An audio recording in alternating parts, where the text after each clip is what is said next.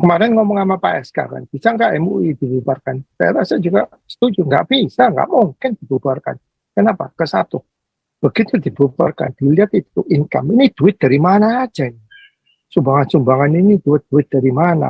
Jadi dengan begitu semua jenderal-jenderal ini juga mungkin orang-orang istana semua bakalan namanya padahal keluar semua, termasuk ini si Cebol, si JK, Maruf Amin, duitnya keluar semua. Terus ke satu.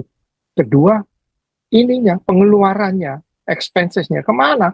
Saya udah pasti tahu, soalnya kan berapa kali udah MUI anggotanya diketangkep Densus 88 itu orang-orang teroris. Jadi duit-duit ke Syria, duit ke PLO Palestina sana udah pasti udah keluar. Duit ke FPI, mungkin ke HTI. Jadi ini semua bakalan keluar. Jadi resikonya itu terlalu besar, nggak mungkin MUI bisa dibubarkan. Nah, dengan with that being said, I don't think Indonesia ini bisa maju selama MUI ini nggak dibubarkan, termasuk juga PGI. PGI ini juga harus dibubarkan, nggak ada gunanya. Oke, lanjut Pak Jan Kulowski. Malam Pak. Belum. Ya, Pak Santi Amer ya, saya kayaknya pesimis ya Pak untuk presiden yang 2024 ini. Soalnya tiga-tiganya menolak Israel main bola Pak. Gila kan? Cuma mau main bola aja menolak gitu loh Pak. Itu dari main bola aja Pak. Tapi teknologinya dipakai sama mereka. Aduh ampun. Saya agak pesimis Pak. Semuanya juga kan jualan kan. Nih 2023 ini kan lagi pada jualan ini semuanya. Ya jualan kan kecap nomor 1. Iya kan? Gitu loh Pak. Kalau pandangan saya sih ya, bukannya meruntuhkan semangat, enggak. Cuman saya pribadi pesimis. Main bola aja tiga-tiganya pada nggak setuju. Heran saya. Ya kan. Nah yang keduanya, ini pandangan saya juga ya. Kok kenapa saya merasakan di Indonesia itu orang Kristennya udah terlalu enak Pak? Gitu loh. Orang Kristennya udah gimana ya? Makanya harus ada kayak negara-negara kayak di Cina gitu kan. Dalam waktu tertentu kan Kristennya kan diberangus kan. Malah ternyata Kristen bawah tanahnya bertumbuhnya luar biasa pesat gitu kan. Ini di Indonesia kayaknya Kristen itu udah terlalu enak Pak. Mungkin teguran Tuhan kali ya buat orang Kristen di Indonesia gitu ya, melalui mayoritas gitu kali ya. Gitu loh Pak. Ya kalau ada yang kurang sependapat saya mohon maaf. Dari saya mungkin iya dari saya mungkin seperti itu aja kali Pak. Terima kasih ya Pak. Iya, saya mau ini ya. Ini namanya tragedi. Saya tadi baca chattingan daripada saudara kita, Akang Sri Mulyani itu Akang lah karena dia kan pakai HP istrinya. Itu Turki 1024 ya 1024 tadi apa itunya ya saya baca ya berapa 1024 tadi tuh yang di 1924 ya. Jadi di Turki itu ya yang khilafah. Jadi kalau misalnya 2024 di Indonesia kan 1 abad itu. Gini ya Bapak Ibu ya. Ada orang berpikir bahwa khilafah itu akan berpusat di Turki. Tapi sekarang tidak begitu lagi. Kalau dia dipusatkan di Turki dengan berbagai negara-negara Islam khilafah di dunia ini berpusat ke sana, tentu orang Indonesia dan yang lain tidak mau. Maka sebenarnya mereka secara geostrategi dan geopolitik akan menggeser pusat daripada khilafah itu di Indonesia. Turki kan nggak punya sumber daya alam apa-apa. Dan orang-orangnya juga kan udah cerdas-cerdas. Tetapi kalau di Indonesia sumber daya alam kaya, ya orang-orangnya juga masih relatif bisa dicuci otaknya, maka yang paling strategis pusat pada khilafah di abad 21 itu adalah Indonesia. Maka jangan heran itu Papua gencar dirubah, identitas mereka itu dihilangkan. Nah ini tragedi. Jadi ada nyanyian ya, ada nyanyian saya kutip gini, mungkin kau belum merasa gelisah, aduh mantap, dan terlepas dari rasa ragu, namun dirimu itu tersimpan jua. 1000 tanya, 1000 sapa, dan saatnya ini kau pun pasrah. Di sisi kilau sebilah belati, tak berdaya lupakan dirimu, hanya tuk sekedar pelepas dahaga. Oh tragedi, oh sungguh pilu, kesemuanya yang membius diri. Siapakah pembius diri Indonesia? Lalu, siapakah pembius itu sampai dengan penyelenggara negara terbius? Tengah pingsan, lanjut. Tunggu, Papa mau lihat tuh. Iya, jam. Lanjut.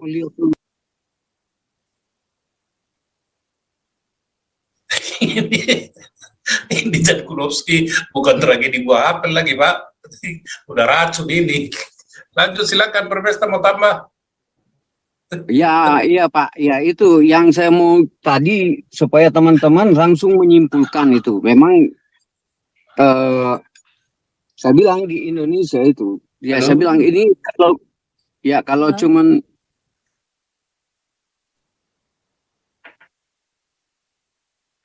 suara hilang atau bagaimana ya? Dari tadi Pak, jadi tahu-tahu hilang aja. Ya dan nih Pak Andi aja nih ngoceh dah. Saya tadi udah bilang, saya ini udah malas ngomong Pak. Soalnya kenapa? Selama MUI tidak dibubarkan, separation church and state, itu agama dipisahkan dari negara. Indonesia ini gak kemana-mana, jalan di tempat. 10 tahun, 20 tahun lagi udah, jalan di tempat, gak bisa maju. Ya, kemarin ngomong sama Pak SK kan, bisa nggak MUI dibubarkan? Saya rasa juga setuju, nggak bisa, nggak mungkin dibubarkan. Kenapa? Kesatu. Begitu dibubarkan, dilihat itu income, ini duit dari mana aja ini? Sumbangan-sumbangan ini duit dari mana? Jadi dengan begitu semua jenderal-jenderal ini juga mungkin orang-orang istana semua bakalan namanya padahal keluar semua, termasuk ini si Cebol, si JK, Maruf Amin, duitnya keluar semua. Satu. Kedua, ininya pengeluarannya, expensesnya kemana? Saya udah pasti tahu, soalnya kan berapa kali udah MUI anggotanya diketangkep Densus 88 itu orang-orang teroris. Jadi duit-duit ke Syria, duit ke PLO Palestina sana udah pasti udah keluar. Duit ke FPI mungkin ke HTI. Jadi ini semua bakalan keluar. Jadi resikonya itu terlalu besar, nggak mungkin MUI bisa dibubarkan. Nah, dengan with that being said, I don't think Indonesia ini bisa maju selama MUI ini nggak dibubarkan, termasuk juga PGI. PGI ini juga harus dibubarkan, nggak ada gunanya. Itu aja sih. Ini Gregory, kamu lanjut deh.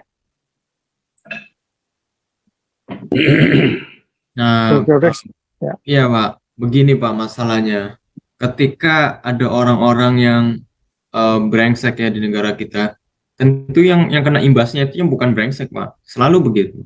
Artinya begini, ketika ada sebagian orang yang memiliki paham radikal, yang kena imbasnya itu justru orang-orang yang normal sebetulnya. Nah, ini yang jadi masalah, karena dengan kita hidup bermasyarakat dan juga bernegara, tentu kita harus, ya mau tidak mau, harus berkompromi Pak dengan orang-orang khilafah, meskipun itu tidak ideal. Nah, kalau enggak, ini bisa perang itu negara Pak, bahaya. Nah, ini yang jadi masalah di Indonesia ini. Dengan cara apa kita bisa mengembalikan posisi negara kita ini menjadi seperti semula, meskipun kita berada di istilahnya koridor begitu ya, yang tidak tepat. Nah, kalau kita mau misalkan menjadi nasionalis yang murni begitu, ibarat kata, ya, tentu kita tidak bisa meninggalkan yang orang-orang khilafah, karena kalau mereka kita tinggalkan, mereka akan merdeka dari kita, Pak. Dan itu tentu tidak diinginkan di negara kita. Nah, lalu bagaimana solusinya? Ya, solusinya saya kira hanya satu, yang seperti Pak Andi katakan, ya kita harus memisahkan antara agama dengan politik. Terserahlah urusan kita mau ribut agama atau apa, ya itu urusan pribadi aja. Tapi jangan dibawa ke ranah pemerintahan. Artinya begini, ketika kita melaksanakan tugas-tugas negara, seperti contohnya presiden, ya, lalu ada juga dari legislatif pembuat hukum. Saya kira kalau kita mau melihat yang namanya hukum, itu jangan dilihat dari sudut pandang agama. Jangan melihat kembali kepada Alkitab, jangan melihat kembali kepada Al-Quran. Ya kita melihat secara faktualnya, ya, secara data, angka. Karena dimanapun kita berada, di sebuah negara yang maju, mau itu di negara komunis, mau di negara kapitalis, atau apapun negara itu pasti semua kembali kepada pemisahan negara dengan agama. Ya, jadi kita nggak bisa melihat ketika negara kita ini masih dicampur antara agama dengan politik. Karena agama di negara ini kan ada banyak. Indonesia ini kan mengenal sebetulnya nggak cuma 6 ya agama. Kalau dihitung itu sebetulnya ada ribuan. Bahkan sampai ada agama kesukuan lah, Sunda Wiwitan, Kejawen segala macam. Itu ada ribuan. Tidak mungkin ada satu cara kita bisa menyamaratakan semua agama. Oleh karena itu, penting sekali untuk kita mengetahui batas antara hal pribadi seperti iman dengan hal-hal yang bersifat publik begitu. Jadi janganlah kita ini jadi terlalu dogmatis terhadap agama. Nggak bisa negara begitu. Negara mana yang berhasil dengan cara seperti itu? Pasti ujung-ujungnya perang. Ya, silakan Anda lihat. Bisa di Afghanistan, ya, Suriah, ya semua negara yang terlalu dogmatis pasti perang. Jadi saya katakan karena saya hidup ini di negara yang relatively sekular. Jadi saya bisa memahami betul karena saya pernah hidup di sini, terutama di United States. Saya melihat betul bagaimana perkembangan negara ini dari tahun ke tahun. Memang dari awal kemerdekaan negara ini, ya saya baca buku sejarahnya aja, itu saya sudah paham. Memang ada sebagian kelompok ini yang radikal. Namun bagaimana kelompok radikal ini dihanguskan? Ya dengan cara pemisahan agama dengan negara, cuma itu aja. Kalau negara sudah dipisah dari agama, bahwa dia masih mau radikal, dia masih mau apa, terserah, itu urusan pribadi dia. Tetapi dia tidak akan mempengaruhi hal-hal yang berkaitan dengan publik. Dia tidak akan bisa mengganggu kemasyarakatan. Karena tidak ada power dia di situ. Sedangkan kalau kita lihat dari ini, gimana Pak? Enggak, kita gini aja. Indonesia ini problemnya gini ya. Kalau ada election gini, yang ada duit cabut ke Singapura, ke Hong Kong. Nah, itu kan itu juga masalahnya Pak di situ Pak. Nah, itulah gereja-gereja ini harus bersatu mengumandangkan kalau lagi pemilu gini, kamu dengan tidak memilih seseorang, cuman mereka encourage kamu harus vote. Suarakan suaramu, ya kan?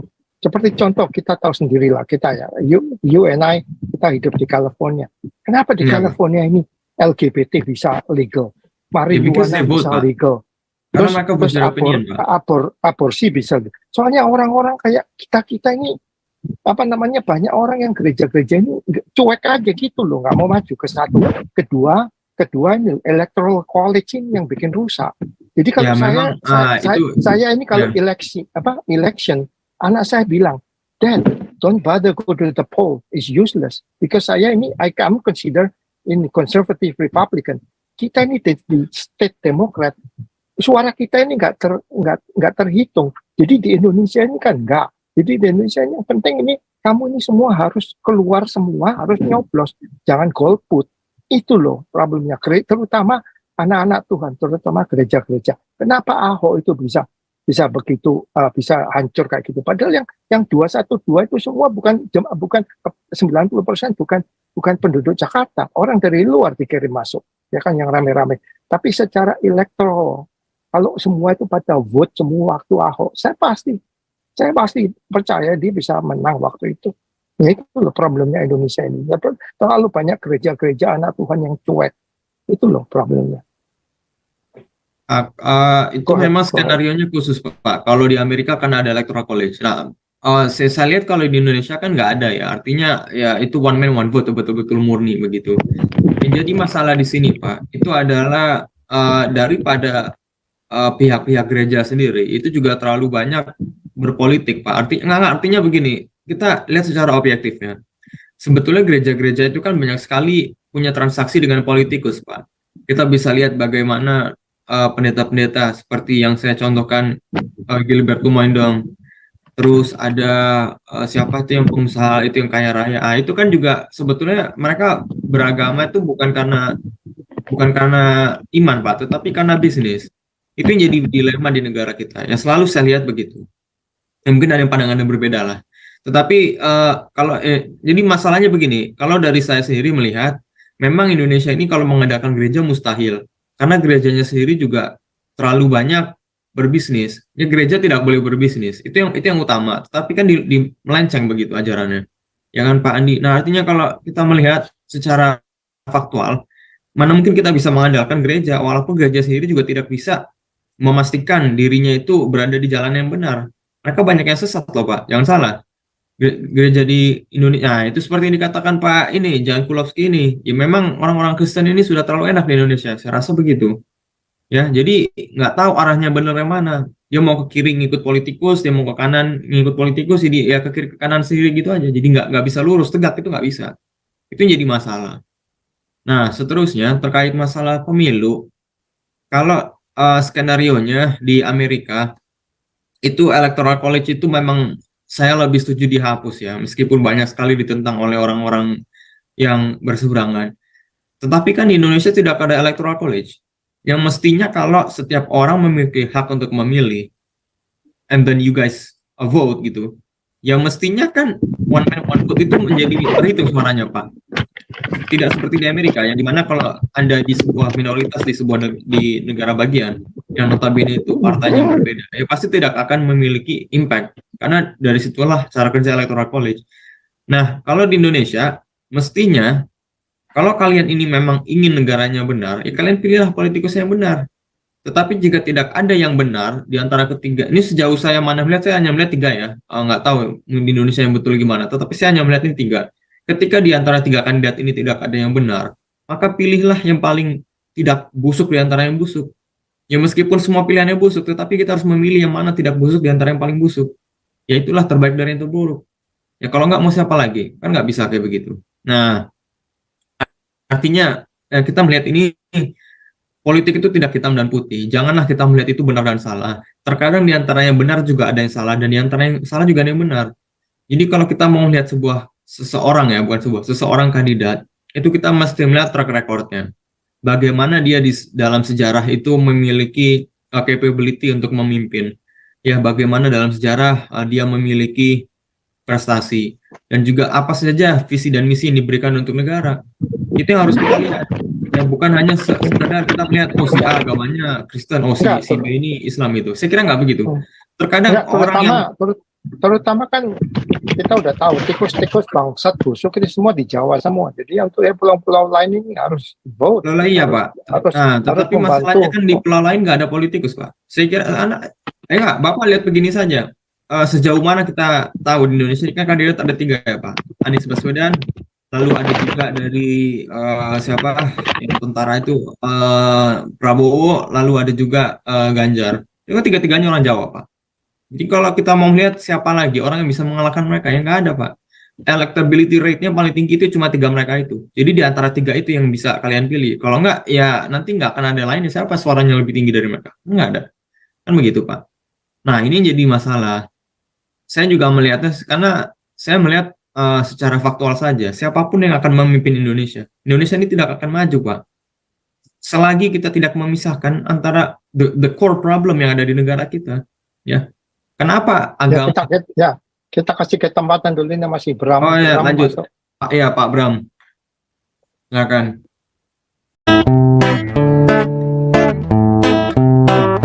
Kau bilang kau menang debat,